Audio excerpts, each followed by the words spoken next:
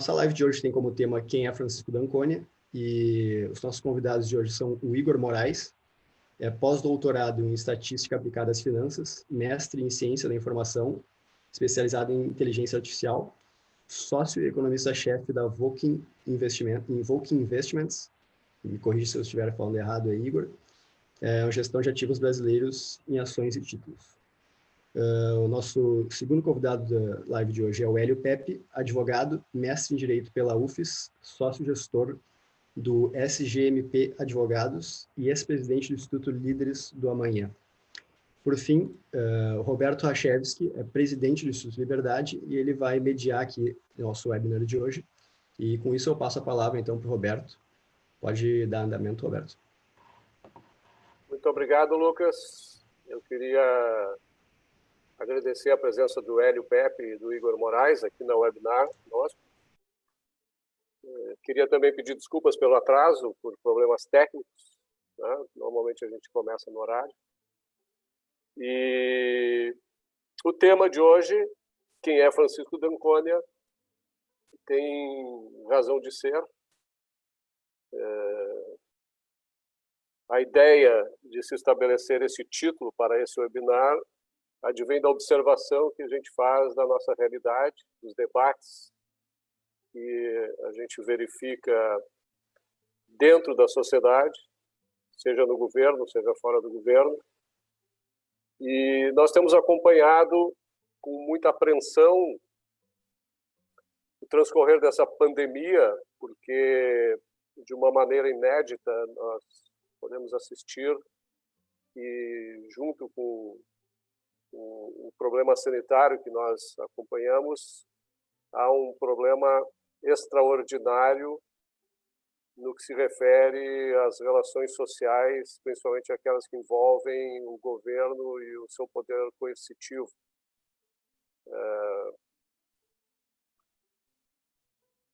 Exatamente o tema de hoje, Francisco D'Anconia participa disso, porque uma das questões que a gente tem visualizado no debate, além de toda a ignorância que a gente verifica por parte dos tomadores de decisão, principalmente no governo, com relação ao que é bom para a nossa saúde e o que não é, a gente vê também atitudes e medidas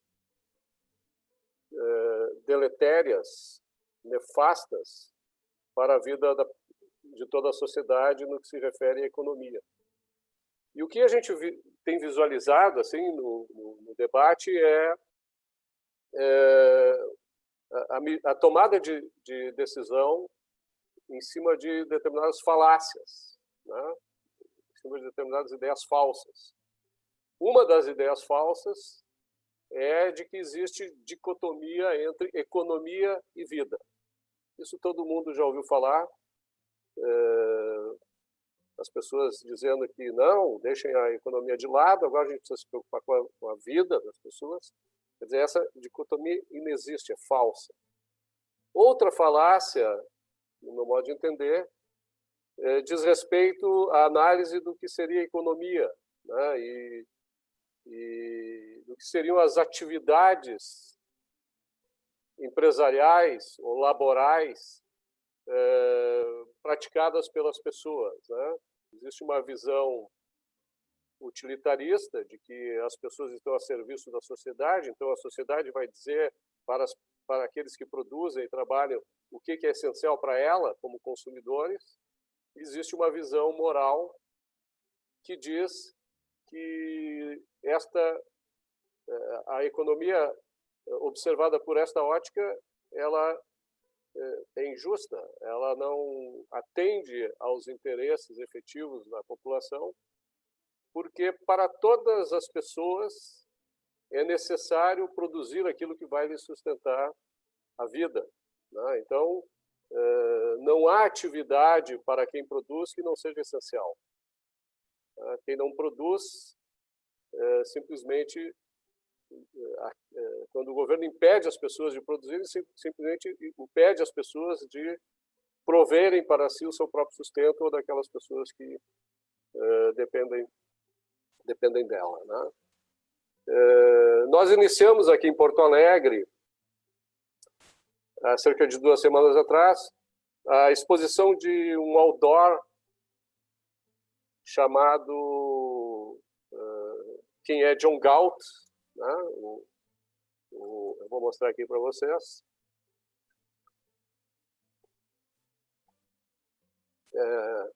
Nós colocamos nas ruas de Porto Alegre o outdoor Quem é John Galt, que é o personagem principal retirado do livro A Revolta de Atlas, que trata, escrito por Ayn Rand, que trata exatamente de uma sociedade que entra em colapso porque o governo impede que os agentes econômicos interajam livremente, produzam riqueza, produzam valor livremente para satisfazer não só as suas próprias necessidades, como também as necessidades das outras pessoas que vivem naquela sociedade, né? E acompanhando o debate, então, quem é John Galt é a senha que se encontra no livro e identifica aquelas pessoas que não querem sancionar a coerção estatal como vítima, né? Elas tomam a iniciativa de adotar medidas próprias, buscando satisfazer o seu autointeresse moralmente, a revelia daquilo que o governo estabelece, né? E nós aproveitamos esse título, Quem é John Galt, que é apresentado no livro, e transformamos isso em Quem é Francisco d'Anconia, que é um outro personagem do livro A Revolta de Atlas, e nós vamos tratar sobre ele um pouco mais tarde. Mas para dar um contexto do porquê que eu acho importante a gente discutir essa questão das dicotomias, seja economia-vida, seja o que é essencial e o que não é essencial, eu apresento aqui um vídeo do nosso ex-ministro da Saúde, sendo entrevistado na Globo News. Por sinal, o ministro teve uma postura excepcional, sofreu um ataque ferrenho, tentando fazer com que ele se comprometesse com coisas que ele entendia que não deveria se comprometer.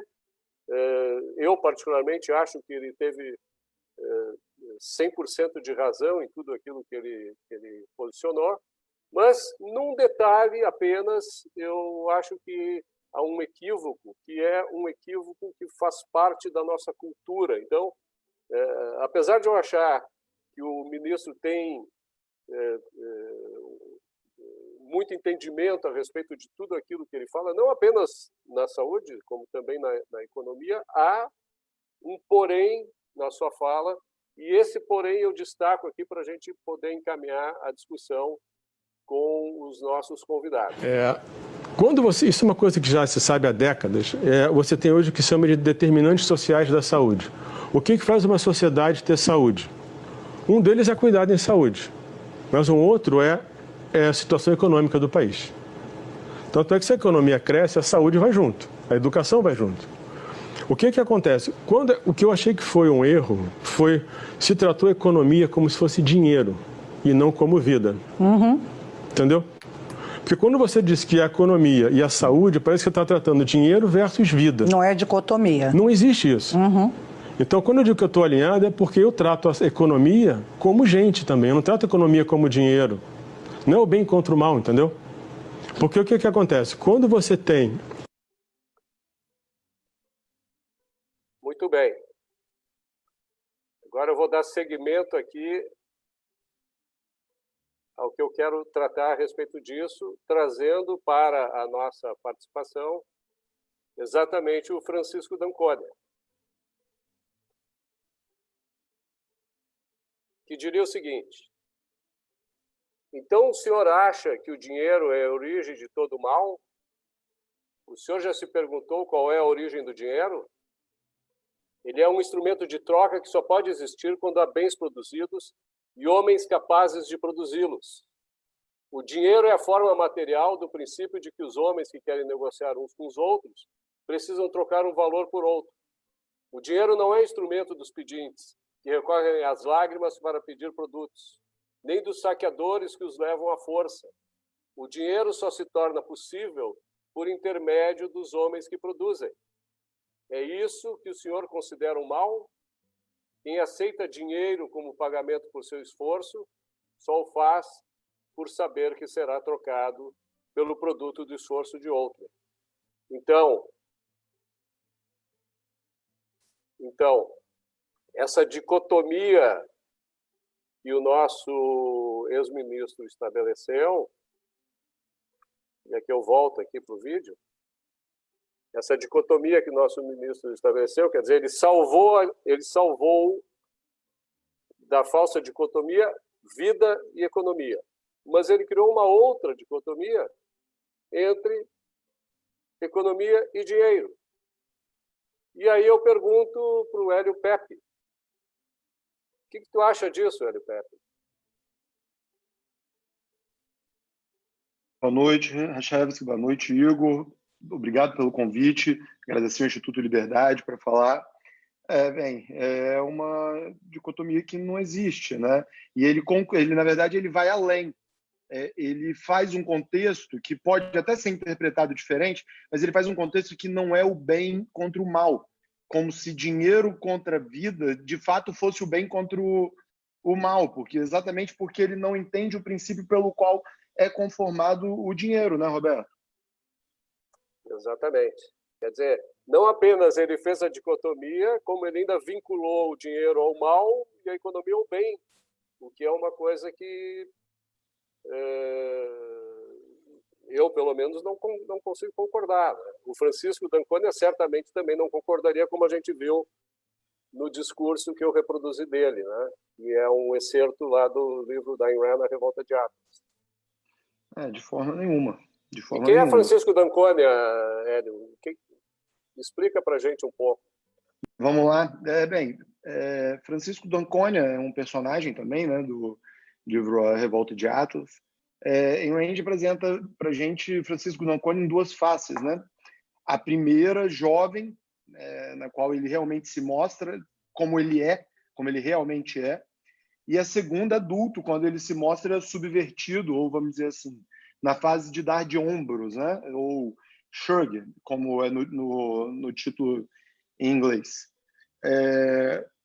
A parte do sarcasmo da Rand é que, como adulto, ele é apresentado exatamente no contexto da nacionalização das Minas San Sebastián, e quando criminalizado pelo governo mexicano, porque descobrindo que a mina em si, o empreendimento, era uma fraude, ele diz uma frase que poderia bem resumir a dicotomia que leva à sua revolta. E ele fala assim: eles não gostaram de mim porque eu fui um playboy irresponsável. Exatamente porque queriam que eu fosse um capitalista ganancioso. Então ele mostra bem essa dicotomia entre a produção e o dinheiro, e a inação e o reconhecimento, né? E tratando objetivamente, a resposta é simples. d'Ancona é um homem que ama o dinheiro e que gostaria de viver numa sociedade em que esse sentimento não precisasse ser explicado. Mas quando ele não vive numa sociedade com esse padrão, ele explica. Na verdade, d'Ancona é um homem, como você disse, que ama o homem pela sua capacidade racional e de produzir algo, de gerar valor, de criar. d'Ancona não ama o pedaço de papel que a gente chama de dinheiro. Ele ama a criação do homem, que dá a possibilidade de trocar aquilo que tem valor, aquilo que ele cria de valor, pelo que o outro tem de valor, sem que para isso seja necessário o escambo. O que ele ama é a criação, o que ele ama é a produção. Ele vê como um único propósito do homem viver sob a moralidade produtiva. Ele tem uma frase muito jovem em que Dagny pergunta para ele, num daqueles passeios na beirada do rio Hudson, em que ela pergunta para ele qual é o seu objetivo na vida. E ele diz: ganhar dinheiro, ganhar muito dinheiro. Mas o que ele quer dizer, na verdade, é que ele quer viver sobre a mais alta moralidade possível, a moralidade produtiva e reconhecida. E d'Ancona, ele é um egoísta nesse contexto. E por isso ele entrega suas criações e empreendimentos para o uso da sociedade. Em troca disso, o que ele faz é simplesmente cobrar o preço, o dinheiro, como a devolução moral das entregas e das criações das pessoas que vão usufruir das suas. D'Anconia também quer pagar para usufruir das criações de outras pessoas. E por isso acha que o dinheiro é o melhor instrumento de troca. Com o dinheiro se descobre o preço, que nada mais é do que o valor de uma criação para alguém que quer tê-la. Por essas razões, a imoralidade do dinheiro nunca resiste no instrumento, no pedaço de papel, mas em como ele foi conquistado. D'Anconia deixa isso claro. Se o dinheiro é conquista a partir da entrega de valor, ele vale muito. Se ao contrário ele é alcançado desmerecidamente ou por fraude, ele não vale nada. Por isso que o dinheiro nunca muda o homem, mas o homem muda o dinheiro. Sob as premissas, D'Anconia, o contexto da obra é que ele é inclusive questionado sobre isso. Ele foi um herdeiro digno. Por quê? Exatamente porque ele não precisava de ter herdado nada. E nesse egoísmo, ele mudou a vida das pessoas que trabalharam com ele, que passaram pelos seus empreendimentos, os consumidores, os trabalhadores, mas foi julgado e, na verdade, subjugado por uma sociedade moralmente corrompida em expurgar exatamente aqueles que assim pensavam. D'Anconia é o capitalista ganancioso que precisa estar sendo utilizado no termo de exatidão e no termo de necessidade, com significado para os dois, exatidão e necessidade. E ele é o capitalista ganancioso que nós precisamos, nós, a sociedade. Mas a sua vida adulta, ele apresenta exatamente a face subvertida dos seus verdadeiros valores, exatamente pela insatisfação com a imoralidade da sociedade que vive. E é a sua revolta, que pode ser resumida, eu vou dizer, que é o diálogo, famoso diálogo dele com Hirden, em que ele pergunta: se você visse o Atlas, o gigante que segura o mundo, em seus ombros, se você o visse de pé, o sangue correndo por seu peito, seus joelhos se curvando, seus braços tremendo, e ainda assim mantendo o mundo suspenso com o resto de suas forças. Quanto maior o seu esforço, mais pesasse o mundo nos seus ombros. O que você diria para ele? Hirden diz: eu não sei o que ele poderia fazer. O que você diria para ele? E D'Anconia responde: to shrug, que desce de ombros. E quando a gente olha a nossa realidade objetiva, quando a gente olha uma sociedade corrompida, quando a gente olha com a moralidade corrompida, quando a gente olha uma sociedade que a todo tempo nos coloca numa falsa dicotomia entre saúde e dinheiro, uma sociedade em que colocar uma contraposição de pensar em médio prazo, pensar em longo prazo, em tentar acabar com a hipocrisia de alguns discursos, é blasfêmia. Será que dá vontade de continuar segurando o mundo em seus ombros? Esse é Francisco D'Anconia. Muito bem colocado, doutor Hélio. Isso me faz fazer uma pergunta ao Igor Moraes. E cá entre nós, né, Igor? O Igor sempre achou que quanto pior fosse a economia, mais consciência as pessoas teriam a respeito das relações da sociedade propriamente, principalmente a sociedade produtiva, com o governo, né? E a gente está vendo hoje em dia, por exemplo, nós temos aqui um shopping de Porto Alegre que está retomando as atividades só com 70%, 80% da atividade, né, da sua capacidade, porque de 200 e poucas lojas, 50 ou 60 lojas nem reabrirão, sabe-se lá quantas se manterão ainda nos próximos meses, né? Então, a gente está vendo assim, ó, que o colapso da sociedade, o colapso da nossa economia está acontecendo não porque os empreendedores, os criadores de valor, os que movem o mundo, resolveram sacudir os ombros, né? Mas sim porque o governo simplesmente os impediu de agir. Isso fará com que, e aí o Igor pode me responder muito bem, entre outras coisas, será que a nossa sociedade vai dar de ombros? Ou será que a nossa sociedade continuará na tentativa de produzir, de fazer o mundo girar, apesar de todos esses dissabores que nós, empreendedores, quem quer produzir de alguma maneira para a sua própria sobrevivência, tenta fazer em momentos como esse que a gente está vivendo agora.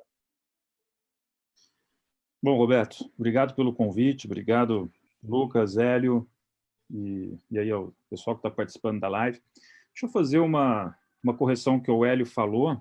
Eu li o livro, né, já tem alguns anos, né, e, na verdade, tem alguns liberais que não precisam ler muito para se descobrir liberal. Né? Eu acho que talvez eu seja um desses. Foi o único livro que eu li da Ayn Rand, li uma parte do objetivismo e cheguei à conclusão, assim, olha, não preciso ler mais nada. Eu já estudei também bastante em economia, não querendo me colocar muito acima de conhecimento, mas o fato é que algumas coisas são meio óbvias para nós. Tá? E aí a minha correção que eu faço é o seguinte, ganhar dinheiro ou fazer dinheiro? Tá? Eu morei nos Estados Unidos e a parte mais gostosa que tem do americano é que ele não diz vou ganhar dinheiro, ele diz vou fazer dinheiro. Porque dinheiro a gente não ganha, né? A gente conquista. Isso é muito claro, em toda a obra da Ayn Rand é muito claro, e eu acho que isso está um pouco perdido na sociedade brasileira. E por quê? Eu tenho que voltar, aí envolve a minha área, o Roberto Campos, né, um dos liberais, um dos ícones liberais do país, né, de defesa de algumas teses também, que ficou com a vela sozinho do liberalismo durante muitos anos no Brasil. Sozinho não, tinha outros, mas assim, de protagonista, né?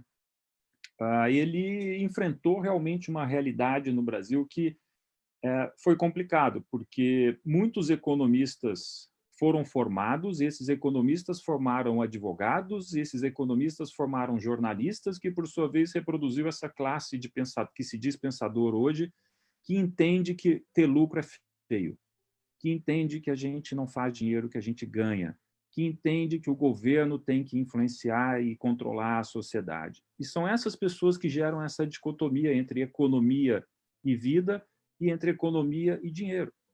Eles fizeram uma grande confusão, eles não conseguem entender o real funcionamento da economia, e aí é difícil realmente, quando a gente vai debater com um jornalista com uma formação equivocada. Acho que talvez a primeira pergunta, quando a gente vai debater, tem que perguntar o seguinte, olha, tu acha que fazer lucro é feio?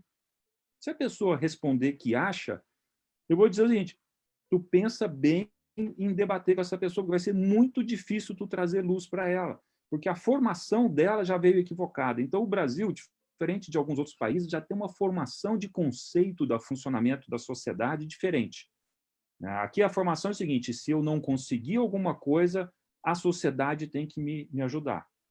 Ou seja, o fracasso não faz parte do processo de crescimento das pessoas. O fracasso é visto não como um fracasso individual, mas a sociedade passa a ser responsável por aquela pessoa. E isso está enraizado em discursos de governo, na ideia do politicamente correto, enfim, uma série de coisas. Tá? E teve esse episódio, né, do coronavírus. Na verdade, o Roberto fala que eu sou um defensor do mais caos, que é exatamente, eu não consigo viver como sapo cozinhando numa panela, porque eu sei que eu vou ser cozinhado. Então, vamos fazer o seguinte, ferve logo a panela, e aí quem tem condição de pular da panela, pula logo. E quem quiser ficar lá achando que aquilo é sauna, que fique, mas eu não consigo. E a verdade é o seguinte, nós estamos cozinhando a panela do brasileiro há 20 anos, 30 anos. A gente nunca teve defesas, implementação de teses, não digo nem libertárias, mas teses liberais, ou seja, é muito recente, essa juventude está de parabéns, do Instituto Liberdade, essa turma está de parabéns por ficar pregando no escuro no Brasil. Tá? E a gente vê que agora está dando resultado. A gente tem aí lives, a gente tem reuniões, a gente tem palestras, e o público jovem entra exatamente porque ele está contestando assim, não, mas espera aí, não é ganhar dinheiro, é fazer dinheiro. Não, espera aí, o governo atrapalha mais do que ajuda. Não, espera aí, isso que o governo está fazendo, de dar subsídio para a empresa, isso que a justiça faz, está equivocado. Ou seja, as teses liberais começaram a encontrar eco no Brasil não tem muito tempo. E a juventude aí que está vindo para esses debates, né, é ela que vai nos levar provavelmente para um cenário melhor. Então, a minha defesa do quanto pior, melhor nesse momento é exatamente assim, a sociedade precisa entender que fazer dinheiro é bom. ter lucro é bom. E aí eu vou levar uma situação que eu tive nesse final de semana, né? Uns amigos fizeram um churrasco, 3 casais, e me convidaram, né? É a pergunta, né? Como é que tá? Tá todo mundo ok, né? Não, é um ambiente aberto, né? Tá todo mundo ok, tá? Ok, então vamos fazer um churrasco. E aí veio a conversa sobre máscara, né? E eu era um dos liberais do grupo, né? Tinha uma turma que queria entender a minha posição, exatamente porque são poucas empresas que fornecem máscara no Brasil. Tu teve um evento de um crescimento de demanda muito grande, e a justificativa era: as empresas não podem aumentar o preço da máscara. Elas têm que pagar um preço justo, é um preço lá embaixo, e o governo vai pagar o preço lá embaixo, porque é uma necessidade da sociedade a máscara nesse momento. E todo mundo achou aquilo. Não, é sim, é verdade. Ou seja, eles foram para uma linha de raciocínio de que forçar a empresa a produzir a máscara e não cobrar o preço seguindo a lei de oferta e demanda, aquilo era bonito, lhes gerava um prazer e eles tinham a sensação de estar fazendo bem. Mas fazendo bem com o quê? Fazendo bem com o lucro do empresário. E aí é legal. E aí eu trouxe para eles essas... Vamos imaginar o seguinte: há 20 anos atrás, tu tinha a oportunidade de fazer um concurso para gerente do Banco do Brasil, tu poderia ser político, ou tu poderia ser um juiz, ou tu poderia abrir uma empresa. O que tu escolheu? Tu escolheu abrir uma empresa de máscara cirúrgica. 20 anos atrás, sabendo que usar máscara é importante para médico, para dentista, para outros profissionais. O Brasil nunca teve uso de máscara para outra função que não fosse na área da saúde. E aí tu pensou: meu mercado vai crescer, porque as pessoas vão precisar saúde. Então eu vou investir minha vida nisso. Passado 20 anos, acontece um episódio de aumento repentino de demanda. E aí o que tu pensa? Opa, está aqui o meu esforço de 20 anos. Não tem produtor? Eu produzo há 20 anos, eu tenho conhecimento, capital investido, eu não vou mais cobrar R$10 a máscara. Se quiser pagar, é 15. Se não quiser pagar, tem quem queira pagar. E aí pronto, vem o governo e diz: não, tu não vai cobrar 15, tu vai cobrar 10. Porque a sociedade precisa dessa máscara. Então, isso que o Roberto falou, né, que é a questão de que as pessoas têm que servir a sociedade, a gente está vendo isso no dia a dia. E se tu reunir com os amigos e começar a falar sobre isso, eles vão te chamar de um cara, naquele discurso bobo, né? Tu é neoliberal, tu é um egoísta, não, tu só visa o lucro, né? Essa é uma das frases mais utilizadas: só visa o lucro, né? Só pensa no dinheiro. Só pensa no dinheiro. Enquanto, na verdade, não é. Tu não está olhando a recompensa individual de alguém ter feito o esforço de produzir algo ou ter feito a escolha correta. E não é sorte. Muitas vezes pode até ser sorte, mas é muito mais competência. Pensa, então, em outro aspecto. Produtores de soja. A soja lá nos Estados Unidos teve uma quebra nessa última safra. O preço da soja bateu lá em cima. E aí? Nós vamos chegar para o produtor de soja agora no campo e dizer: não, senhor, tu vai vender tua soja a R$80, não vai vender a R$100, não. Não, mas espera aí, quebrou a safra lá nos Estados Unidos, o preço subiu, eu vou ganhar mais. Negativo. Vai aumentar, se fizer isso, vai aumentar o preço dos alimentos dos animais, vai aumentar o preço da carne, vai gerar inflação. Será que vai fazer isso? Não. Então, quando é muito oportunismo, né? Porque é bonito tu chegar e dizer de que não, vamos forçar aquela pessoa a produzir algo para a sociedade, sem ela querer que produza. Então, o livro A Revolta de Atlas, ele traz esses ensinamentos, né, e os exemplos, e o Francisco d'Ancorna, ele é interessante nesse sentido, e eu acho que quando a gente lê esse livro, que foi escrito há mais de 50 anos, é impressionante. Oi? Ele fala no livro exatamente sobre os Estados Unidos como a terra da moralidade, exatamente pelo termo fazer dinheiro, make money. Só para fazer um complemento aí. Isso, exatamente. Eu, quando li esse livro, há uns 8 anos atrás, eu pensei: quando é que foi escrito esse livro? Cara, é o Brasil de hoje. Aí eu olhei e falei assim: caramba, foi escrito lá na década de 50, como é que pode? Então, assim, o Brasil não está atrasado, não apenas do ponto de vista de produção econômica, de geração de riqueza, nós estamos atrasados em termos de conceitos, de entender como se gera a riqueza, entender como é que ela faz o bem para a sociedade. O nosso atraso está aqui. em conceito. Por isso que, às vezes, a gente se depara com um jornalista que entende que existe uma dicotomia entre economia e saúde. Por isso que tu depara com pessoas, amigos nossos, amigos, vai no churrasco, tu vai ver, que pessoas que acham que é errado e que é feio o preço da máscara subir. Não acho. Então, assim, só para encerrar essa primeira participação, Roberto, estava falando aqui sobre impedir de produzir, né? Eu achei fantástico o experimento que todos nós estamos vivendo. Acho que eu, como economista, mais do que pessoal da área de saúde também, né? Esse experimento do coronavírus, do Covid-19, ele está gerando coisas muito interessantes, tá? E para mim o maior experimento é ver como a sociedade reage a movimentos ditatoriais, tá? Porque isso vai desde o prefeito de uma cidadezinha pequena até no ambiente federal.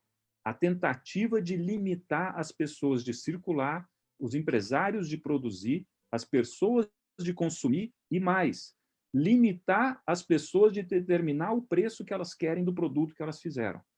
Então, a gente tem exemplos muitos exemplos desse tipo de desmando, desse tipo de impedimento, da tentativa do Estado de controlar o indivíduo. Por isso que eu disse, né, para o Roberto, que tem que piorar mesmo, porque as pessoas têm que acordar.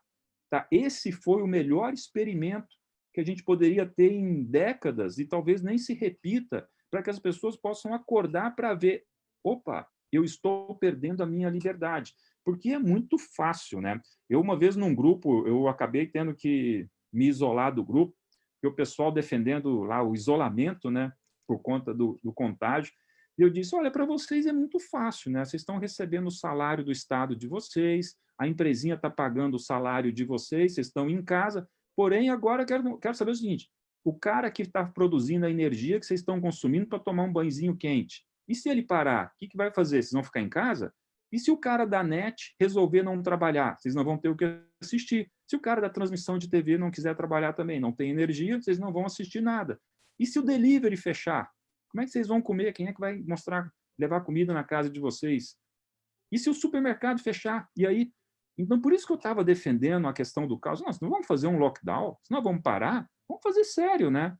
Não vamos ficar nesse achismo aí de que, não, para só o pessoal o que não é essencial. O essencial continua.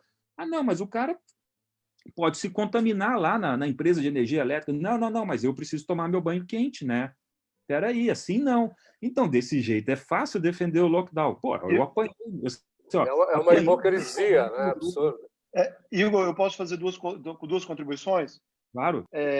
A primeira, eu tenho dito isso, na verdade, como estamos todos interconectados, é aquela história, não sei se você conhece, de Milton Friedman e o lápis, a história do lápis. E aí, se você for parar para pensar, digamos que só os hospitais têm que funcionar. Vamos fazer lockdown de tudo, como você disse, não um lockdown hipócrita, o lockdown de tudo. Só os hospitais têm que funcionar, perfeito? Mas para os hospitais funcionarem, a gente precisa das luvas. Para a luva funcionar, a gente precisa da indústria de luva, a gente precisa do látex, a gente precisa do seringueiro. O médico, ele não vai a pé para o hospital, ele vai de carro. Então, a gente precisa da oficina, a gente precisa do posto, a gente precisa do frentista, a gente precisa da distribuidora, a gente precisa da refinaria. O que é essencial para continuar funcionando, para só o hospital funcionar? Só o hospital. Assim, eu estou sendo radical. Só o hospital funcionar. E nesse ponto de ser essencial ou não, Roberto falou algo no começo, que aí talvez já vai conectar com uma próxima intervenção do Roberto. E ontem eu vi algo que eu mesmo, no começo da pandemia, me sensibilizei. Achei assim, olha, realmente, jogo de futebol, difícil você ter o estádio cheio, na contaminação, etc. E ontem eu vi o presidente do Flamengo fazendo uma provocação do seguinte, por que o futebol tem que estar parado? Se era para fazer um lockdown, se era para fazer uma paralisação de atividade, nós somos exemplo. Tem 60 dias que não tem um jogo de futebol. Agora, todo mundo está fazendo uma paralisação mais ou menos e eu continuo pagando preço. E aí você está querendo dizer, então, que é porque o futebol não é essencial, ele não precisa? Não é essencial para quem? Fala isso para a tia da cozinha, fala isso para o vigia, fala isso para os jogadores da Série C. diz que o futebol não é essencial. Como é que você tem o direito de você daí definir que eu não sou essencial? Essa é a visão aquela que eu dividi entre utilitarista e moralista, né? Porque ora, eu como consumidor eu posso decidir, não, eu não gosto, eu não tomo chimarrão, então para mim cuia não é essencial. Agora, para o produtor da cuia, a cuia é mais essencial do que qualquer outra coisa, porque sem a produção da cuia ele não consegue adquirir nada daquilo que ele precisa e que ele elege para sobreviver. Então, é o tipo da dicotomia absolutamente falsa, né? É hipócrita, é um absurdo. Novamente se cria duas classes no Brasil, como é costumeiro, né? Os privilegiados, que são aqueles que o governo autoriza a trabalhar, e os pobres coitados que o governo diz, não, te vira, vai fazer a tua vida como tu quiser, mas desta forma eu estou te proibindo de fazer. O que é um absoluto, que é um tremendo absurdo, né? Como o Igor e tu mesmo, Hélio, já colocaram, né? Então, essa questão da autorização por parte do governo para que a gente possa criar os valores que são necessários para nós podermos viver, e a gente só faz isso a partir do momento em que a gente serve os outros, né, através da cooperação, das trocas voluntárias para mútuo benefício, é que me faz trazer a segunda frase, e talvez a mais famosa, colocada por Francisco d'Ancônia em A Revolta de Atlas. Então, eu vou mais uma vez aqui fazer o compartilhamento.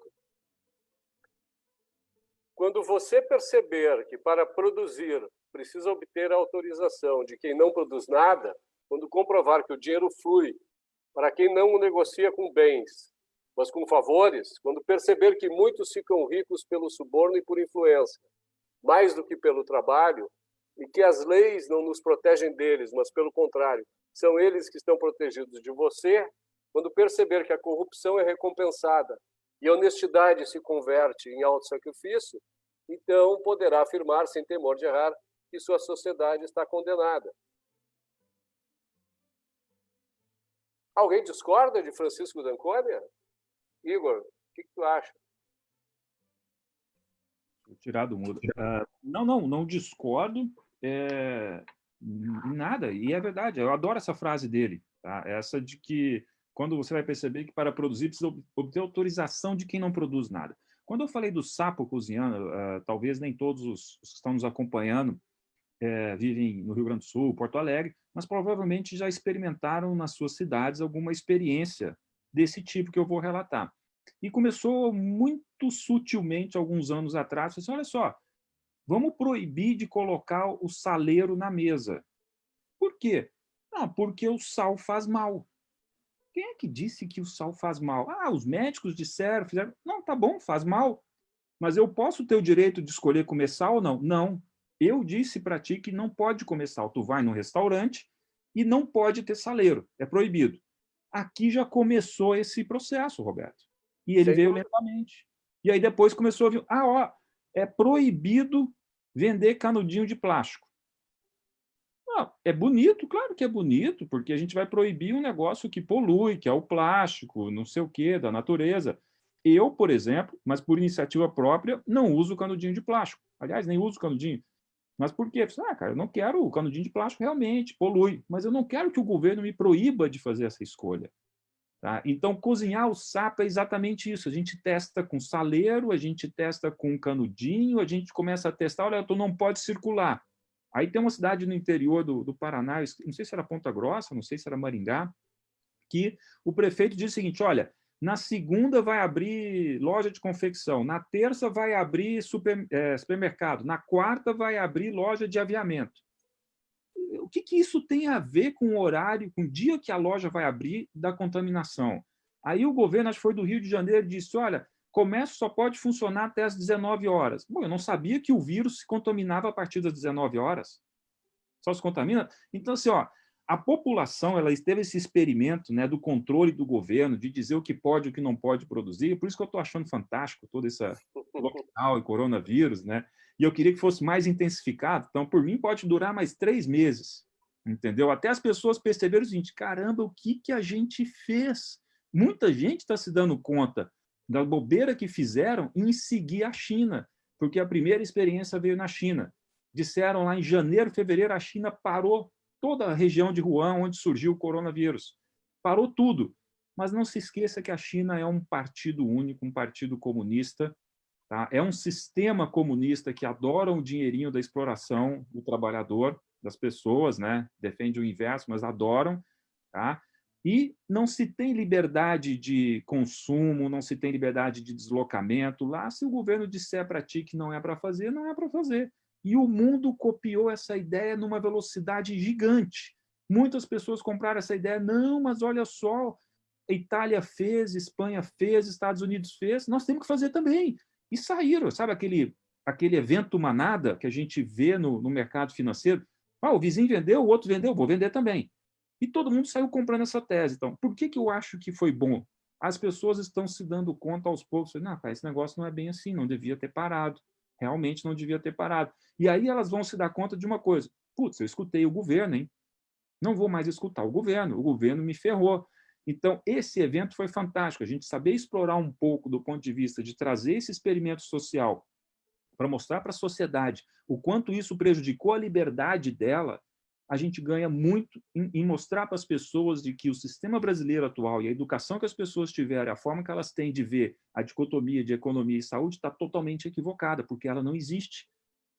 Não sei se vão conseguir ler a Revolta de Atlas, né, Roberto? Mas nós estamos vivendo o ensinamento, nós estamos vivendo a Revolta de Atlas nesse momento no Brasil, no mundo também. E aqui nós estamos vivendo isso.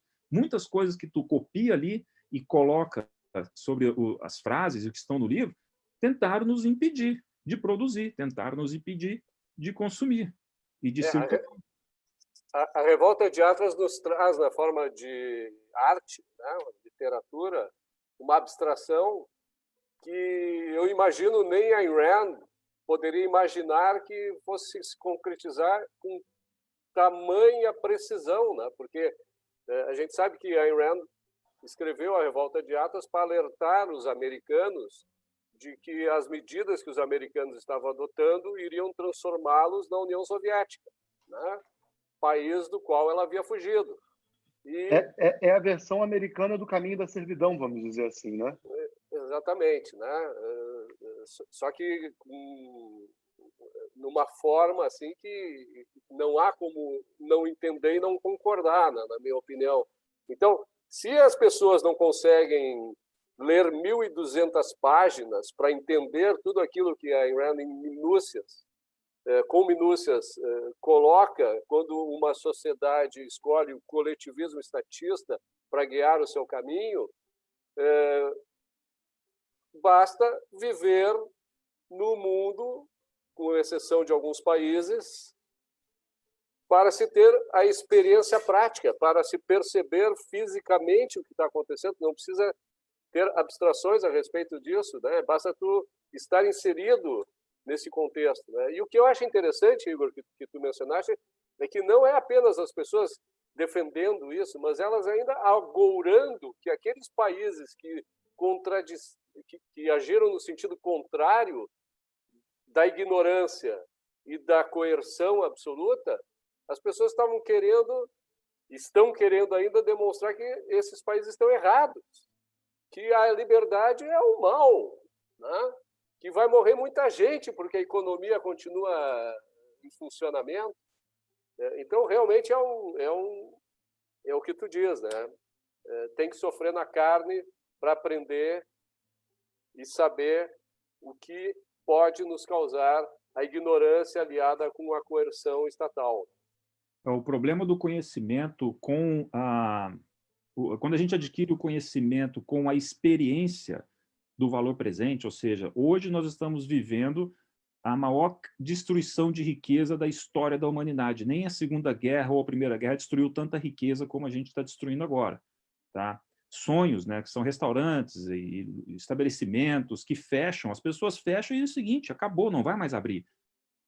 Foi ali, dinheiro, saiu endividado, não vai, é um sonho empreendedor de muitas pessoas de vários lugares do mundo, acabou. Eu não sei o que elas vão fazer, mas infelizmente a destruição de riqueza com as medidas que aconteceram, ela foi histórica, tá? Ou seja, a destruição de vidas, né? Quer dizer... De vidas, exato, de famílias, né?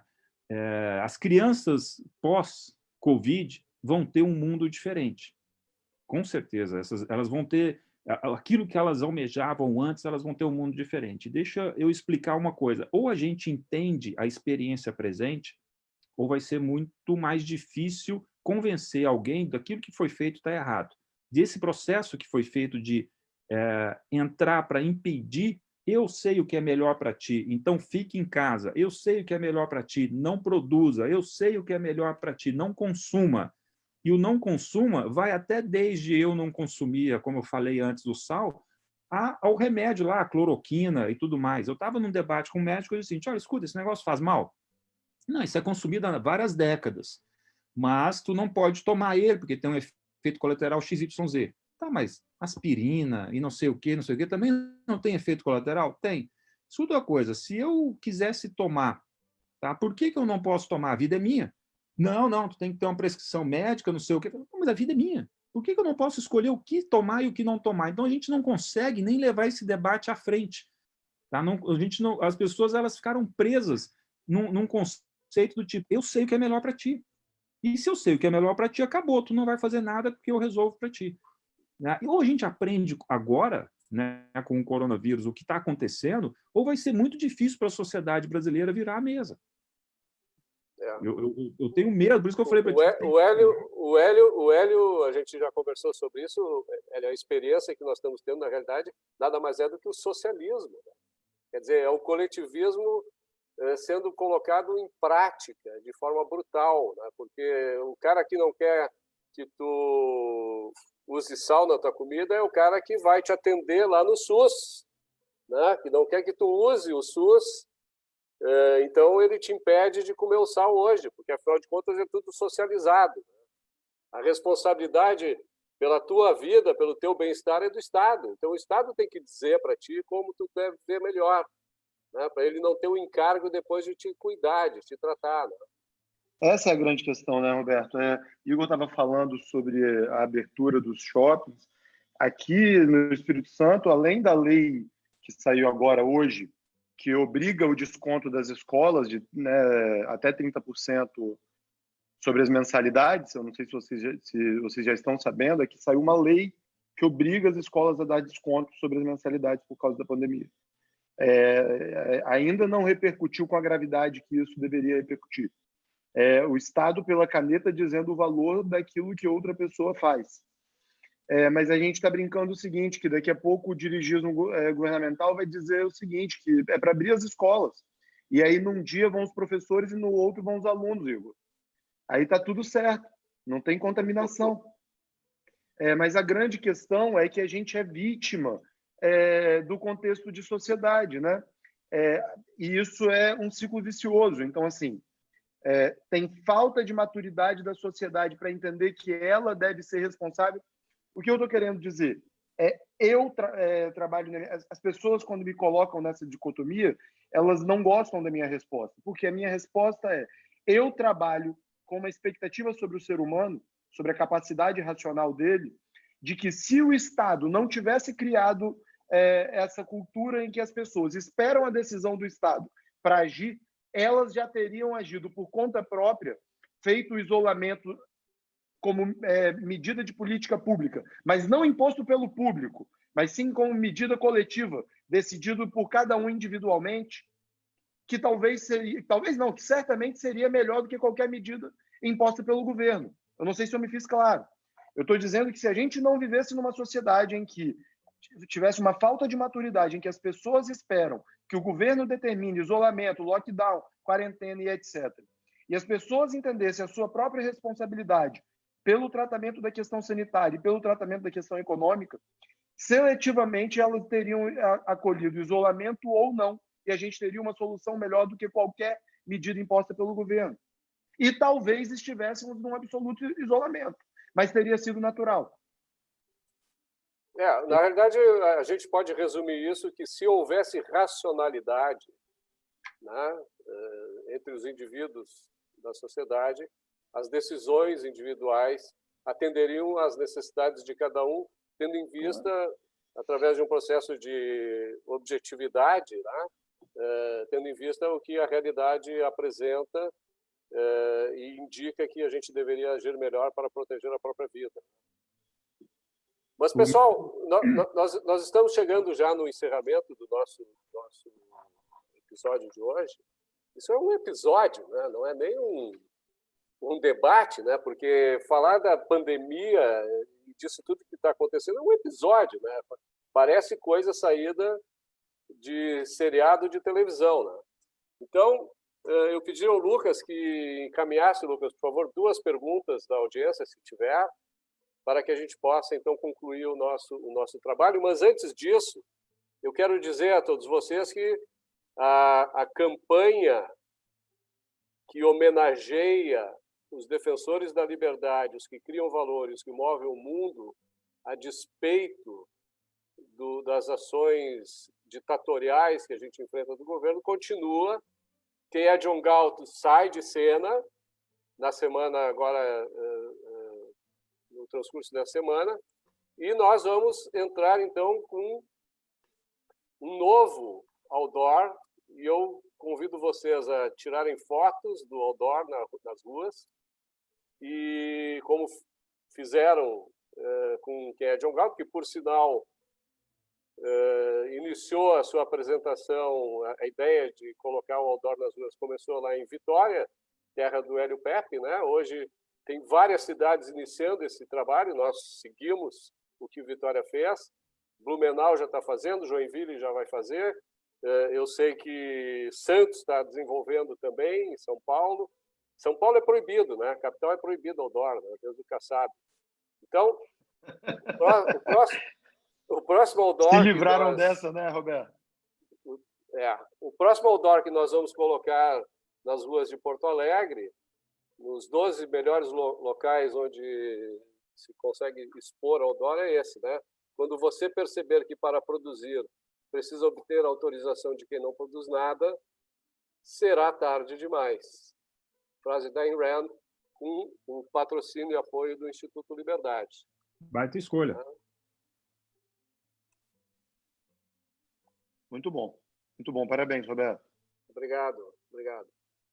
Vamos lá, Lucas. Certo. Tivemos aqui participação de muita gente aqui de vários lugares do país. O Alexandre Quintino manda boa noite, Igor, com vocês aqui de Araguari, MG. Teve pessoal aqui de Joinville também, Espírito Santo. E tivemos uma pergunta do Gabriel Bianco. Por que a mídia escolheu o lado negro da força? Alguém aí quer se voluntariar para responder? Eu acho que pela formação o Hélio pode responder melhor, né, Hélio? Até pela formação. Hein?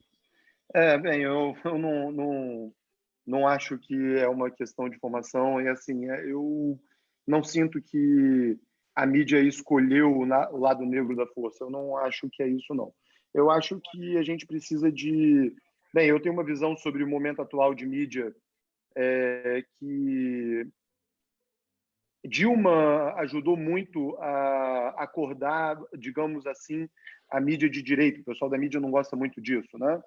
E eu acho que o Bolsonaro, pelo seu ímpeto, por algumas posições, às vezes pela forma de manifestar, está acordando a mídia de esquerda, muito embora a gente tenha uma sensação de que, como as outras ciências humanas, o jornalismo também acabou, vamos dizer assim, com uma grande presença de ideias intervencionistas.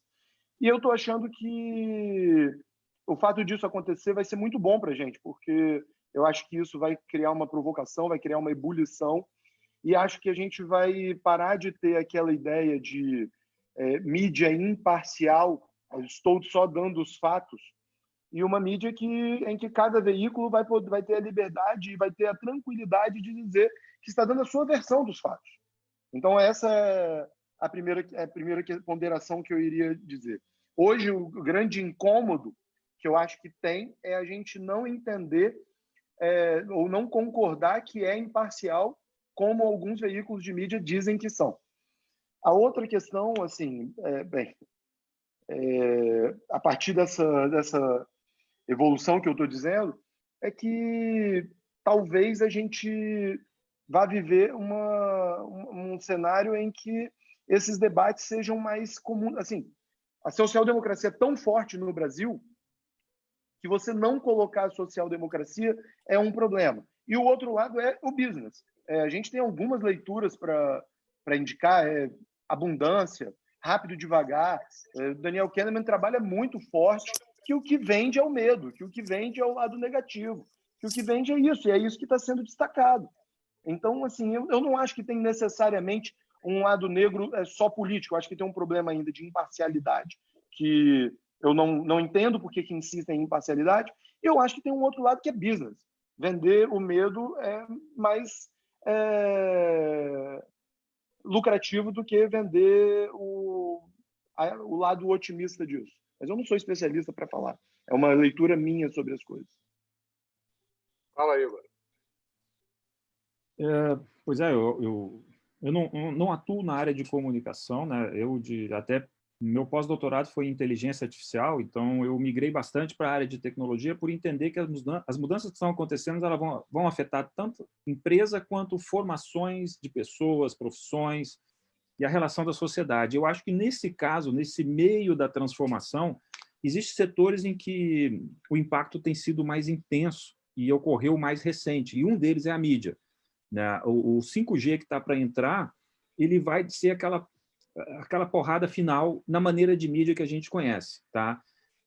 Televisão, ninguém mais, assim, ninguém mais. Muita gente acompanha a TV, mas se quiser simplesmente eliminar a TV, o canal aberto da vida, pode, não vai fazer a mínima falta. Não faz. Basta tu pegar no YouTube, ou tu ter grupos de WhatsApp, ou enfim, no Instagram, sei lá, que tu consegue se movimentar, consegue ter informação sobre tudo que está acontecendo no mundo. O exemplo sou eu. Eu não vejo TV há mais de 10 anos. A minha TV lá para casa, de vez em quando eu conecto o computador nela para poder ver Netflix. O resto do tempo ela está toda desligada. Então, a mídia, na minha opinião, ela foi um dos setores mais atingidos pela transformação tecnológica e está um processamento muito mais rápido. Tá? Hoje, as pessoas têm o poder de comunicação na mão. A comunicação saiu daquilo que nós crescemos como sendo 2 ou 3 veículos que dominava e era concentrada, então é muito mais fácil tu dominar 2 ou 3 veículos, tu dá dinheirinho para eles, tá? Ou verba de marketing, de empresa e tudo mais, e tu controla a população, porque a única fonte de informação da população era esses 2 ou 3 veículos. Agora não. Nós temos uma quantidade gigante de fonte de informação. Nós temos o desafio, para mim, na minha opinião, é filtrar o que dá e o que não dá para confiar.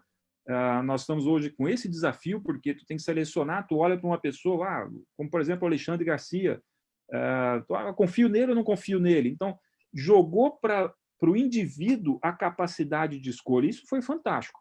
E tem gente que não tem essa capacidade e fala assim, eu não tenho capacidade de ler o Roberto e saber se ele está correto ou não. Então, não vou ler o Roberto, vou assistir a Globo. Melhor eu ser ser convencido pela Globo, eu não quero fazer esforço intelectual. Então, esse novo modelo de mídia que a gente assiste, ele vai segmentar as pessoas dessa forma. Aqueles que querem realmente botar o cérebro para funcionar e criticar, que aí está na logo do Instituto Liberdade, né? Pensar liberta, né? Pensar liberta. Só que tem um custo para isso, né? Nós vamos ter que realmente começar a ler as coisas e criticar e ter opinião. E não esperar que venham e coloquem a opinião na nossa cabeça. Tá? Então, vai ter esse grupo de pessoas que vai pensar e vai ter um grupo de pessoas que vai preferir que, quer saber? Me diga o que é a verdade, me diga o que eu tenho que fazer. Não vai ser todo mundo que vai pensar. Vamos ser sinceros. Vai existir o grupo que vai querer tomar as pílulas de conhecimento e essas pílulas vão ser fornecidas por alguém. Pronto.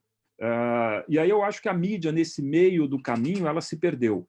Tá? Nessa transição desse mundo entre ela dominava a informação do mundo, ela dominava tudo, ela estava no centro, para um processo em que ela não é nada. Eles se perderam. Os profissionais da área se perderam também. Eles ficaram presos no passado, com o discurso do passado, com maneira de agir do passado. Confundiu o que era a função do jornalista, do entrevistador, de alguém que é mediador. O mediador é diferente. O mediador emite opinião. O mediador pode criticar. O mediador pode perguntar. E o jornalista é diferente. Ele está ali para fazer uma notícia. Então, eu acho que existe esse processo de transformação do Brasil. Eu não acredito que ela escolheu o lado errado, eu acho que ela escolheu o lado que ela estava acostumado. E para nós ele é o lado errado hoje, porque o lado certo é ter o poder na mão do indivíduo, que é o celular dele, ele se municiar de todas as informações. Esse, para mim, é o lado certo. Se vai ficar naquela mídia antiga, com 3 ou 4 veículos, e tu é obrigado a assistir aquela grade de programação, e eu vou te dar informação, para mim, esse é o lado errado. Tá? E essa transformação é muito recente, tem 5, 6, 7 anos, né? E ela ainda vai continuar, né? E vai aprofundar. Sem dúvida alguma, os pontos que vocês colocaram são exatos. Eu só acrescentaria 2 aspectos aí. Primeiro, no que se refere à formação cultural e educacional dos nossos jornalistas, né?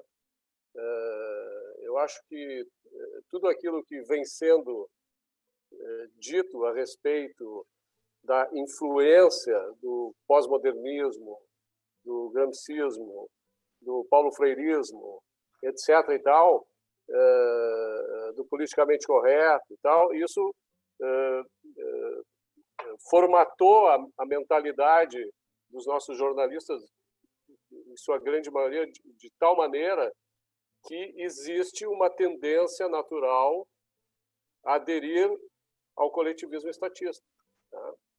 E mais, a partir do momento em que os meios de comunicação do Brasil, parte deles, funcionam por concessão, mas até então a grande maioria deles era financiado pelo próprio governo, o que corrompe certamente a atuação não isenta, mas a atuação íntegra, honesta, por parte dos meios de comunicação, fez com que a gente chegasse nesse ponto. E a mudança da maneira de nós nos entretermos, né, que hoje iniciativa individual, tu tem uma concorrência absurda com as novas tecnologias para tu te entreter, para tu te informar, para tu te comunicar sem intermediários, né, está fazendo realmente que essa força negra seja neutralizada. Tá? Então, a gente pode perceber, se o governo financia muito a imprensa, há algo ali atrás. Né? Se o governo não financia, se o governo deixa a imprensa mais livre, não procura corromper através dos valores materiais o que seriam os valores intelectuais ou espirituais que a gente espera que a imprensa coloque para a sociedade, então aí a gente consegue realmente ver que a nossa sociedade está caminhando para um caminho melhor, né? Por um caminho melhor. Roberto, só para fazer um adendo, e tem um ponto aí que é muito interessante sobre a imprensa, é um ponto que eu discuto muito, que é um ponto assim, você não pode criticar a imprensa. Não, a imprensa é uma instituição como qualquer outra, embora privada, é uma instituição como qualquer outra. Eu vou falar mal das associações de empresário, quando for o caso, estiver lá pedindo subsídio no governo, eventualmente. Eu vou falar mal do judiciário, vou falar mal do ministério, vou falar mal da imprensa, vou falar mal da própria sociedade. Vou falar mal da imprensa. E, assim, tudo melhora na crítica e a partir da visão do consumidor, menos a imprensa. Então, se eu, consumidor do conteúdo da imprensa, estou criticando a imprensa me devolve que eu não posso criticá-la. Ou que, na verdade, eu estou tentando censurar. Não. Eu estou dizendo que o conteúdo que ela está me entregando não é um conteúdo satisfatório. E, assim, nesses debates, eu também digo o seguinte, olha, essa defesa que você está fazendo, ela, para mim, não passa de corporativismo.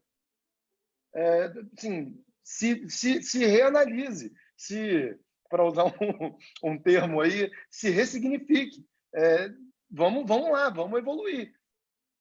Usa o discurso do fascista, né? Não, isso aí é fascismo, pô. Não pode, né? Vou pedir licença, pessoal, para encaminhar, então, o encerramento.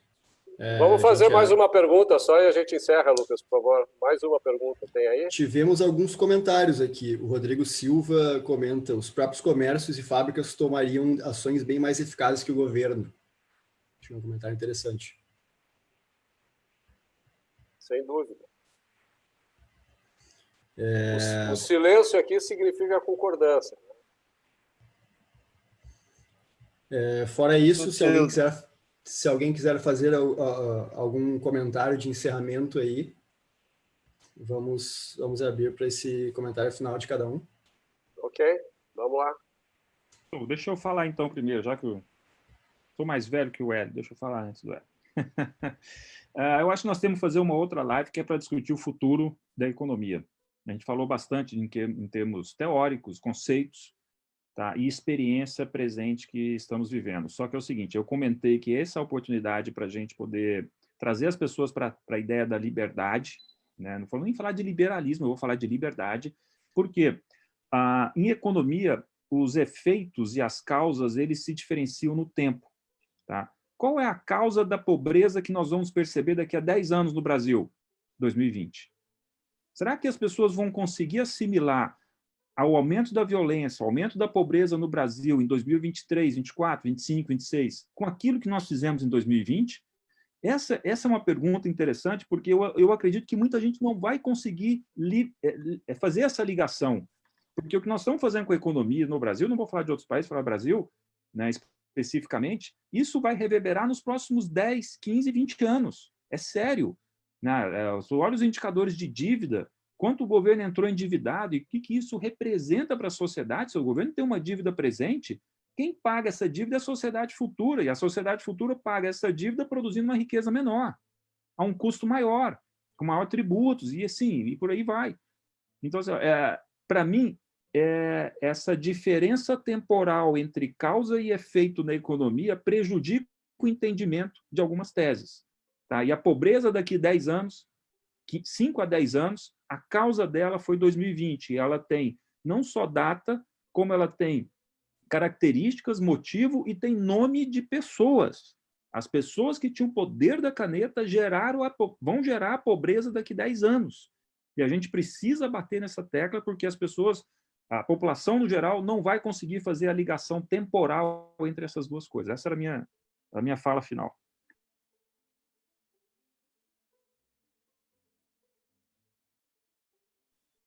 Muito bom, assim, na verdade a minha fala final era provocar o Igor para que ele falasse um pouco da visão dele de futuro, e coincidiu que ele acabou fazendo o questionamento sobre futuro. Assim, eu quero dizer que eu não tenho dado para ninguém uma afirmação de dizer que tem que ter lockdown, tem que ter quarentena, tem que ter isolamento, o que eu acho que era o certo ou o que eu acho que era errado a partir do governo. O que eu tenho dito era que eu queria que esse controle tivesse ficado com nós, com os indivíduos. Então, quando eu incentivo alguém a entender quem é Francisco D'Ancona, quando eu fico feliz de ver os outdoors de quem é John Galt em Vitória, como vi, foram espalhados, parece, 50 outdoors por aqui, quando eu tenho acesso a isso, na verdade, eu fico feliz de ver a provocação do conhecimento, para que as pessoas consigam abrir os olhos e entender o que a gente vive e entender quais tipos de solução nós poderíamos ter se houvesse o protagonismo do indivíduo, se houvesse uma sociedade baseada em egoísmo racional. Essa é a questão. Quero agradecer mais, Roberto, pelo convite. Só um minutinho, está me ouvindo? Agradecer e dar boa noite para todo mundo que acompanhou essa live aqui com a gente. Muito bem. Eu queria, então, agradecer, em primeiro lugar, o Lucas por ter mediado aqui o nosso debate, né, e propiciado que a gente fizesse essa transmissão. Agradecer ao Hélio Pepe pela participação, também ao Igor Moraes. Já considero uma oferta de participação para episódios futuros como esse, tanto do Igor como do Hélio, né? Porque o Igor tem respostas, o Hélio tem perguntas. Eu acho que a gente pode se reunir aqui mais uma vez, em breve, e tratar desse assunto, até porque, pelo que eu entendo, a pandemia vai durar muito tempo ainda pela frente, né? Então, eu agradeço a todos os que aderiram aqui, que nos assistiram até agora. Espero que tudo aquilo que foi discutido aqui realmente tenha contribuído para cada um formar melhor as suas ideias a respeito de tudo aquilo que envolve a nossa vida em sociedade. E o Instituto Liberdade tem exatamente esse propósito, né? Trazer ideias que fundamentam a liberdade para que cada indivíduo possa viver melhor numa sociedade na qual está inserido. Então, muito obrigado e encerramos a live nesse momento. Perfeito. Muito obrigado, Roberto. Muito obrigado, Igor. Muito obrigado, Hélio. Queria só pedir desculpas novamente ao nosso público pelo atraso, pequeno atraso que a gente teve aí por questões técnicas. Agradecer a paciência, a audiência do nosso público e a participação, mais uma vez, dos nossos convidados. Nossas lives acontecem quinzenalmente às terças-feiras, às 8h30, aqui no nosso Facebook. E para quem quiser, o Instituto Liberdade busca promover a cultura da liberdade no sul do país e, como uma instituição não governamental voluntária, apartidária e independente, é mantida por aqueles que acreditam nos seus valores. Quem quiser fazer alguma contribuição para as atividades do Instituto pode entrar em contato com a gente através das nossas redes sociais. A gente deixou o discurso do dinheiro do Francisco D'Ancona nos comentários ali no link do Facebook. Quem quiser dar uma olhada, é bem interessante. E eu queria tomar a liberdade aqui de acabar a live com um pequeno trecho, uma frase final do D'Ancona no discurso, que é a seguinte: quando o dinheiro deixa de ser o instrumento por meio do qual os homens lidam uns com os outros, então os homens se tornam os instrumentos dos homens. Sangue, açoites, armas, ou dólares. Façam sua escolha. O tempo está se esgotando. Muito obrigado, pessoal. Ficamos por aqui. Até a próxima.